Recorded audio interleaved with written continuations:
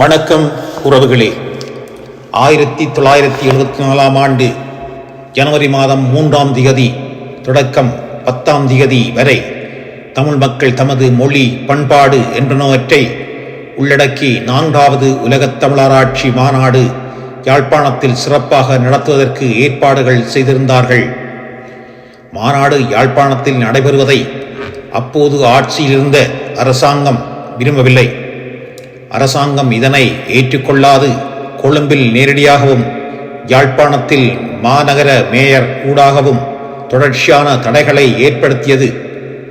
அத்துடன் மாநாடு நடைபெறுவதற்கான முக்கிய அரங்குகளின் அனுமதி இறுதி நேரம் வரை மறுக்கப்பட்டிருந்தது. மாநாட்டில் கலந்து கொள்ள பல வெளிநாட்டு அறிஞர்களுக்கு விசா மறுக்கப்பட்டது.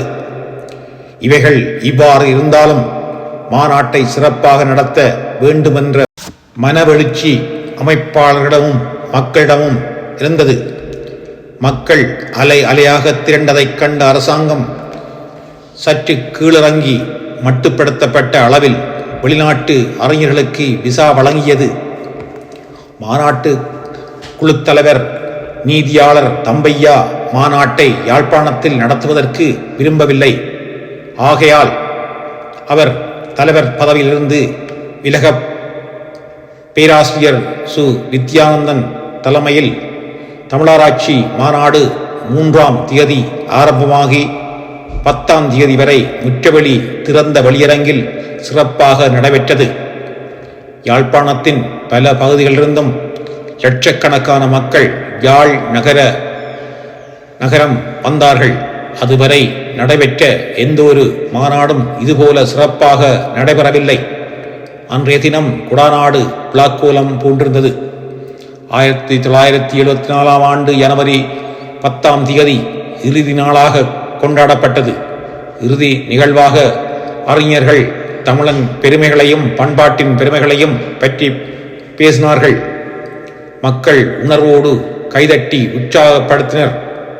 இறுதியாக தமிழக பேராசிரியர் நைனா முகமது பேசிக்கொண்டிருக்கும் போது உதவி காவல்துறை மா அதிபர் சந்திரசேகரா தலைமையிலான காவல்துறை மாநாட்டில் கலந்து கொண்டிருந்த மக்களை தாக்கியதுடன் துப்பாக்கியாலும் சுட்டார்கள். இச்சம்பவத்தில் 9 பொதுமக்கள் உயிரிழந்தார்கள். பலர் காயமடைந்தனர். அரங்குகள் சேதமடைந்தன. இம்மாநாட்டினை குழப்பிய யாழ் உதவி காவல்துறை அத்தியட்சர் சந்திரசேகர பின்னர் ஸ்ரீமாவோ பண்டாரநாயக்கா அவர்களால் காவல்துறை அத்தியட்சராக பதவி உயர்த்தப்பட்டார். புரிதல் இல்லாமல் அமைதி நிலைக்காது.